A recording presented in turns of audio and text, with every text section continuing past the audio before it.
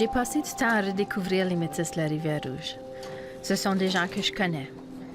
Mes amis, ils font partie de ma famille. Maintenant, je m'apprête à aller ailleurs. Et je me demande si je vais ressentir cette même affinité, ce même sentiment de famille et d'amitié avec les autres Métis que je vais rencontrer. Je continue mon aventure de découverte en me posant une question. Comment est-ce que les autres Métis vivent leur identité? Je visite Christian Pilon d'Ottawa. Il est originaire de Sudbury et pendant longtemps, le fait d'être métis a été caché dans sa famille. Aujourd'hui, il affiche fièrement son identité.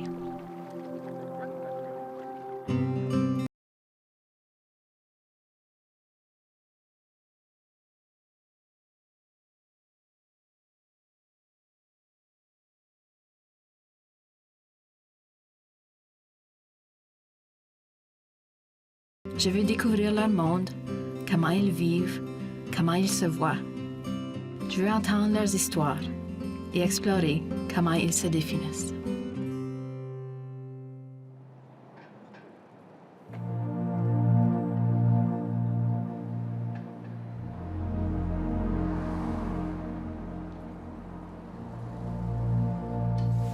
Le thé que je vais t'offrir, c'est un thé qui est spécial. On appelle ça du chaga. Thé de chaga.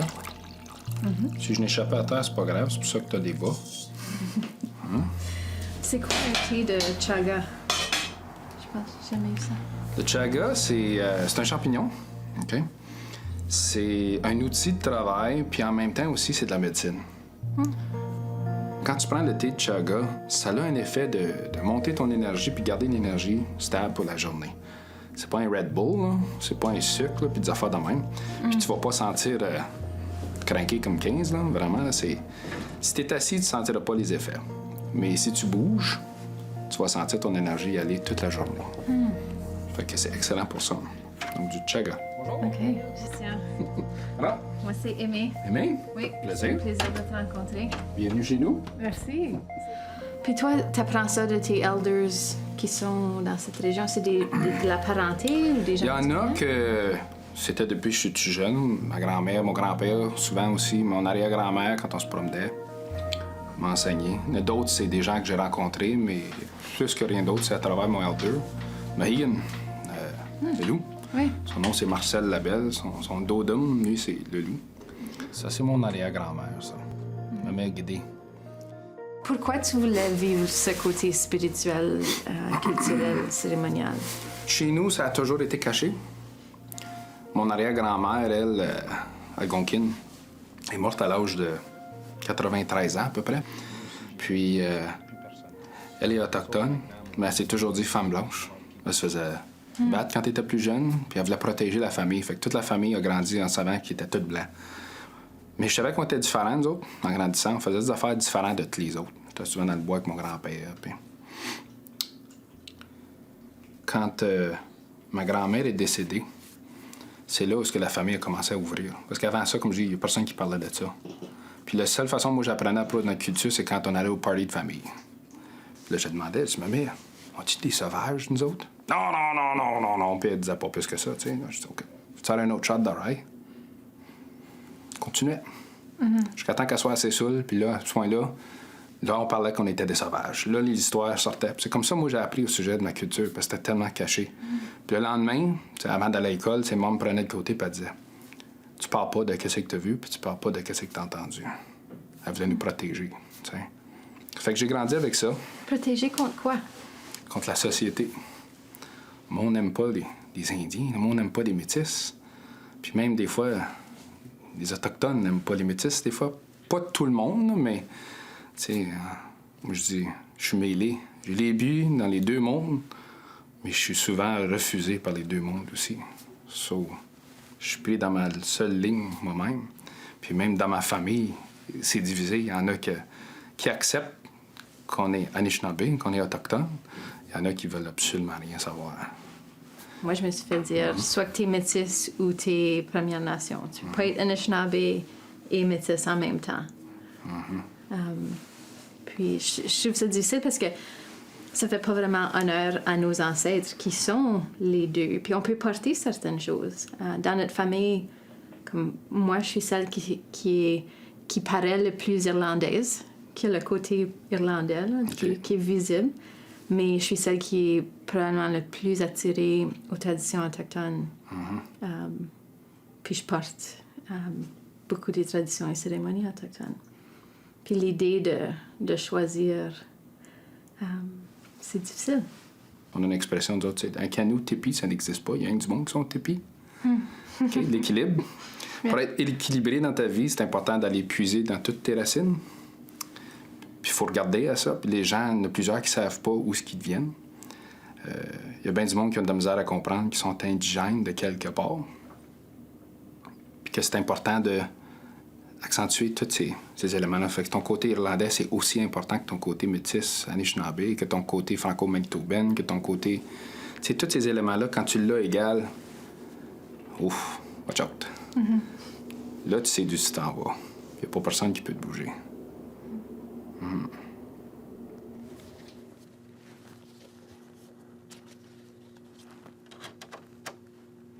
Destination Nord-Ouest. 100 jours en canot d'écorce. 2500 km de Montréal à Winnipeg. DNO, pour moi, c'était mon attaque de cœur. C'était mon accident d'automobile qui m'attendait pour me réveiller. Le fait qu'on a ça ici, on est juste nous deux, Yuri, monsieur négatif, il est parti s'asseoir sur le bord, il est inquiète, c'est correct, ça me dérange pas pantoute. Moi, j'ai besoin d'action. Je suis venu ici, c'est une aventure, pas juste une expédition. Et le temps qu'on en mange une bonne claque. Tout le monde a un besoin d'appartenir. Je pense que c'est important que tout le monde devrait être seul à un point ou à un autre, mais tout le monde a un besoin d'appartenir. Puis durant l'expédition, on a rencontré des communautés autochtones. Excuse. Une des plus belles choses que j'ai vécues, c'est quand on rencontrait les communautés autochtones, ils m'identifiaient tout de suite. Ils me disaient, toi, t'es Anishinaabe. Ça, c'était spécial. C'est là où il y a besoin d'appartenance. Puis j'ai dit, c'est correct. Go. Puis c'était là pour moi. C'est ça qui a ouvert la porte.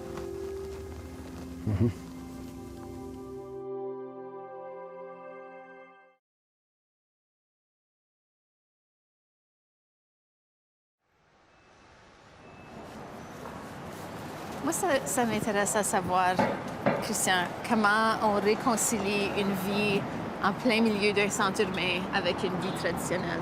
Il y a bien du monde qui me demande ça, surtout que je viens d'un petit village. Qu'est-ce que tu fais dans le béton? Je pense que c'est toute la question de es-tu capable de t'adapter? C'est le meilleur attribut qu'on a comme humain, être capable de s'adapter. Es-tu capable? C'est pas pour dire que je passe tout mon temps dans l'appartement non plus. Je suis à 2 blocs de la rivière des Outaouais, je descends souvent là. Mais des fois, moi j'ai l'expérience quand je suis dans le bois ou sur une rivière, sur un lac pendant quelques semaines. Je reviens en ville. J'ai beaucoup de misère avec ça.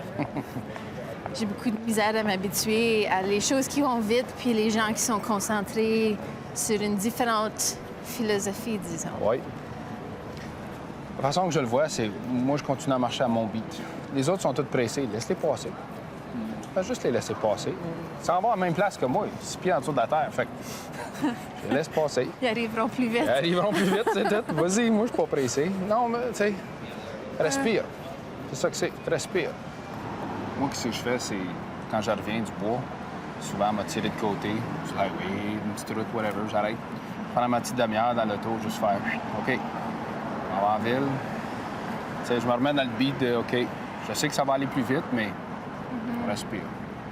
Tu as déjà fait ça? Oui, je fais ça. Moi aussi, je m'arrête. Je me couche sur ma voiture, là, puis je suis dehors, je suis connectée à ma voiture, je vois les choses qui changent, l'environnement qui change, puis j'essaie de me remettre dans quelque chose d'un peu différent. Ouais.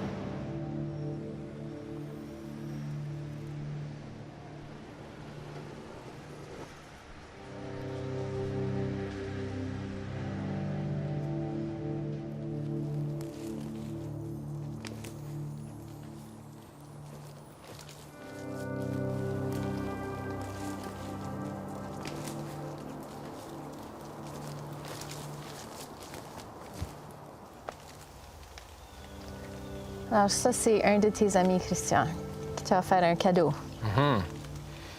Ça, c'est un des boulots qui m'a parlé cet été, qui m'a dit que je pouvais prendre un morceau. Donc, une partie de son écorce qui va faire partie du canot que je vais bâtir à l'école de la Salle au début du mois d'octobre. Puis une partie de l'écorce qui va faire d'autres paniers aussi. Comment est-ce qu'on récolte cette écorce de bouleau? Quand on prend l'écorce, je vais faire ma ligne, je vais tracer ma ligne, doucement, pas peu profond. Une autre ligne en haut, une autre ligne en bas. Quand l'arbre veut s'offrir, là, tu fais juste te reculer, tu n'as pas besoin de le toucher. Tu vas l'entendre. Pow! Cloc, cloc, cloc, pow, pow, pow, pow! Puis ça l'ouvre. Puis tu te mets en arrière, tu te prépares pour prendre l'écorce, puis tu la descends. Mais c'est quand ça se donne, c'est beau. C'est beau à voir, vraiment. Puis mon premier écorce que j'ai ramassé il y a quelques années, c'était justement ça. C'était coupé tranquillement, puis ça a ouvert, puis ça a descendu. Puis ça m'a touché énormément de voir l'acte de l'arbre de s'offrir un morceau de soi-même, de se déshabiller. Puis quand j'ai enlevé la première écorce, moi, ça m'a fait pleurer pour à peu près 45 minutes, là, comme il faut. J'ai vraiment senti quelque chose de spécial. Puis quand j'avais terminé, puis j'avais roulé l'écorce, puis ça, puis Marcel est venu me voir, puis il dit « Là, tu comprends. C'est bon, ça. On peut continuer. » T'sais.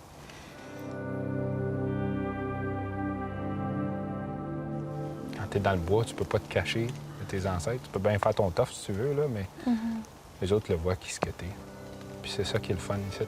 Je peux être vulnérable. Il n'y a aucun jugement ici. La nature, elle a aucune discrimination. Ici, je suis accepté. C'est confortable pour moi ici.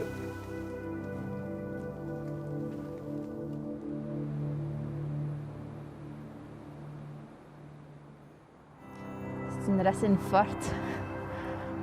Ça, c'est plus vieux que ta grand-mère et ma grand-mère mis ensemble. Faut la respecter. Faut pas être rough avec. Là, on rentre en dessous. Tiens. Tu vas voir. Est-ce que c'est important pour toi, des activités qui se rattachent à des choses ancestrales? Absolument. Pour moi, c'est la façon de connecter avec mes ancêtres. De comprendre que c'est qu'eux autres qui ont vécu, que c'est qu'ils ont passé à travers. Puis en même temps aussi, c'est une autre façon pour moi de obtenir les secrets que les autres ont obtenus en travaillant ça. La nature, tu sais, elle parle, elle dévoile des choses, puis c'est à travers des activités comme ça, comme autres activités traditionnelles. Pour moi, c'est important. Puis je m'imagine, des fois, je marche dans le bois, puis je suis pas tout seul.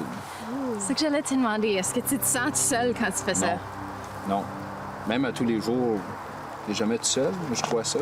Tu as toujours tes ancêtres qui sont avec toi. Puis c'est le fun pour moi quand j'amène mon neveu et ma nièce, puis mes cousins, mes cousines, on se promène dans le bois, puis je dis pas grand-chose, je laisse faire, puis on se promène, puis tout d'un coup, eux autres, ils viennent à la réalisation, eux aussi, puis ils vont me dire, c'est bon, on n'est pas tout seul, hein? Non, on n'est pas tout seul. Ou je vais faire par exprès, des fois, moi, jouer, c'est un peu stupide, ce que tu veux dire, on n'est pas tout seul. Plein d'animaux. Non, on n'est pas tout seul. Je vois qu'ils comprennent. C'est bon, ça. C'est spécial, c'est important, ça, pour moi. Pour moi, je pense qu'on est en relation avec toutes les choses autour de nous. Puis c'est pas des relations entre qui sont hiérarchiques. Puis on est vraiment, de la façon que je le vois, moi, on est frères et sœurs avec tous les arbres, toutes les plantes. Même la pluie. Tu sais, comme être ici pour une raison, pour nous donner quelque chose. Puis on peut se sentir seul, comme tu disais, mais c'est plus quand on est trop centré sur nous autres-mêmes qu'on se sent seul. Oui, ça, je suis d'accord. Quand on est plus égoïste, tout ça. Merci.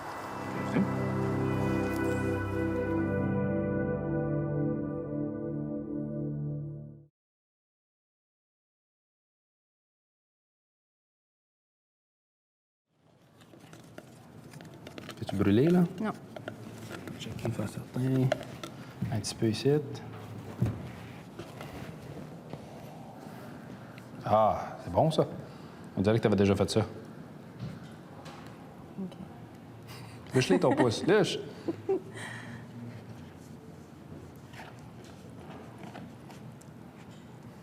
Mets de la salive, mets-en en masse parce que c'est après collé après ton pouce. Faut que ça soit smooth. Puis si ça brûle, c'est parce que t'as pas assez de salive. Puis ça, c'est une recette qui est 10 000 ans de vieux et plus, pareil comme le canot. Ça, c'est une œuvre avec beaucoup d'efforts de la part des étudiants et de ta part, avec beaucoup d'aide aussi, de plusieurs sources. C'est un processus d'apprentissage pour tout le monde, pour toi. Et pourquoi venir travailler avec des jeunes? J'ai bien du monde qui m'a demandé, on peut-tu acheter ton canot, tu peux-tu en faire un pour moi? Puis la réponse, c'est non. Puis la simple raison, c'est que je ne vends pas aux individus. C'est pas ça mon but. Mon but, c'est de sensibiliser la communauté. Tu sais, je disais, le pont franco-anishinaabe, c'est ça. Puis dans une école, ça me permet de sensibiliser les élèves, en même temps les adultes, puis ça. Puis c'est un fait. Pour être capable d'enseigner des adultes, c'est à travers les jeunes que tu le fais. Durant l'été, moi, je vous demande au moins de le faire baigner une fois par année. Quand les jeunes apprennent, c'est ça qu'ils vont voir. Maman, papa, aujourd'hui, j'ai appris ça ici au sujet des Métis, j'ai appris ça au sujet du canot, j'ai appris ça au sujet des Autochtones. Puis c'est comme ça qu'on fait la sensibilisation, que ce soit le recyclage, protection de l'environnement, quoi que ce soit. C'est souvent à travers des jeunes. C'est ça que j'ai appris dans mes quelques années de présentation. Fait que c'est pour ça que j'ai choisi d'être dans une école. J'aimerais que tu m'expliques, Simon, s'il vous plaît, c'est quoi tu as vu? Comment tu as monté avec l'idée avec ça? Puis c'est quoi les animaux qu'il y a dedans, s'il vous plaît? Bien, ici, c'est un loup parce que moi, je dis qu'il est puissant parce qu'il travaille en équipe, comme notre école, on travaille en équipe. Hirondelle, c'est aussi parce qu'il y a un festival d'hirondelles à Pembroke. Moi, qu'est-ce que j'ai appris, c'est que c'est important que je garde pas l'information pour moi-même. OK? Il faut le partager. Puis pour renforcer une communauté, tu ne le donnes pas juste à un individu, tu le donnes à plusieurs. C'est-à-dire que j'avais un groupe de 10 élèves, puis à chaque élève, je leur ai montré comment faire une chose très particulière. Ils ont tous fait le canot, mais il y a certaines choses particulières qu'ils n'ont pas toutes vues. J'en ai donné juste à un élève pour une chose, un autre pour un autre, pour qu'un jour, si jamais que la communauté veut bâtir un autre canot d'écorce, ils sont obligés de se rassembler tout le monde ensemble pour faire le canot d'écorce. C'est comme ça qu'on garde une communauté forte. Comment tu te sentais, toi, quand c'était fini, ce projet-là? Comme je me sentais fière parce que j'étais heureux que tout le monde a réussi à compléter le projet. Et quand on l'a mis à l'eau, j'étais heureux que ça a retenu. Et j'ai aussi senti un peu la tristesse parce que je ne voudrais pas que le projet finisse. C'était tellement amusant de bâtir comme tout ensemble.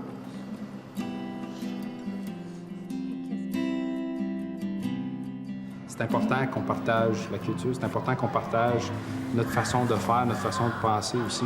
C'est pas juste une œuvre d'art, puis c'est pas juste un morceau d'écorce plié, puis c'est pas juste des mesures, quoi que ce soit. C'est vraiment un outil pour rassembler la communauté.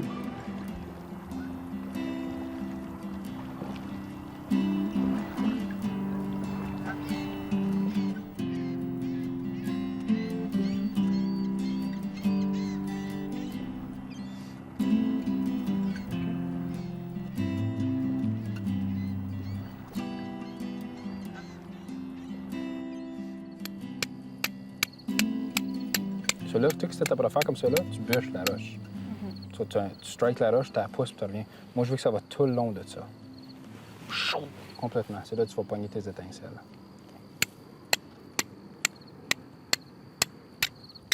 Tes étincelles qui revolent. OK. Oh, tu l'as. Là, tu as un tison. OK. OK, donne-moi ta roche. Je mets ça direct là-dedans. Là, ouvre tes mains comme ça. Tranquillement, commence à souffler. Souffle un petit peu plus fort. Un petit peu plus fort. Souffle plus fort. Vas-y. N'aie pas peur. Here we go. Dans la société moderne, on a des catégories, surtout créées par le droit. On a des Indiens avec statut, des Indiens sans statut, des Métis, des Inuits. Qu'est-ce qu'on fait de toutes ces distinctions-là? C'est qui nous a donné ces distinctions-là? Les gouvernements? pareil comme la discussion de s'identifier comme métis, s'auto-identifier comme métis. Mais si je le fais pas, puis si j'ai des enfants, ça veut-tu dire qu'ils sont pas métis, eux autres? Ou ils deviennent-tu métis automatiquement? Si on donne tout le pouvoir au gouvernement de décider qui ce qu'on est comme peuple, séparé ou un ensemble, si on donne, puis on lègue tout le pouvoir au gouvernement, on n'a rien à dire là-dedans. On va tomber en morceaux éventuellement. Ça, c'est quoi ce que moi je crée? Je trouve que c'est important que toutes les nations se rassemblent pour se donner de la force, pour être capable d'avancer en unisson. Puis comme c'est là, on ne l'est pas là. Puis on est quand même loin de ça. C'est quoi ta perception là-dedans? Comment est-ce qu'on va faire pour réussir? Je pense qu'on a déjà réussi, juste en étant qui on est. Mais une prochaine étape, ça va être vraiment de se reconnaître nous-mêmes.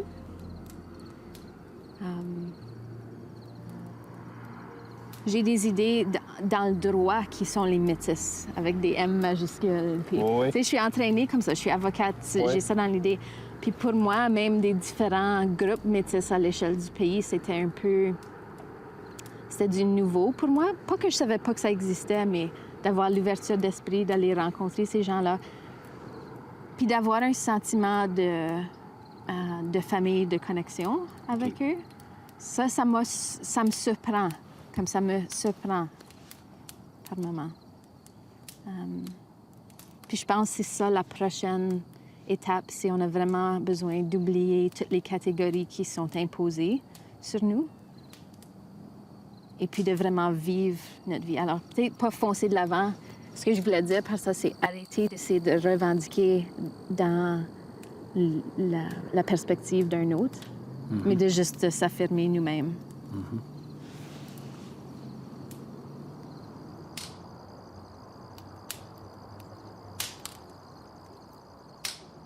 On apprend des autres, puis après ça, tu choisis que c'est que toi tu veux, puis tu l'appliques.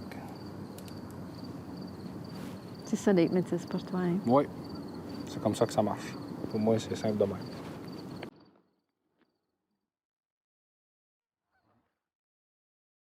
J'ai beaucoup apprécié de vivre cette expérience avec Christian, de voir qu'il y avait quelqu'un de mon âge qui vit des choses semblables, qui se pose les mêmes questions et qui jongle ses multiples identités de façon qui ressemble beaucoup à la mienne. On se sent un peu moins seul quand on découvre des gens qui vivent les mêmes expériences que nous.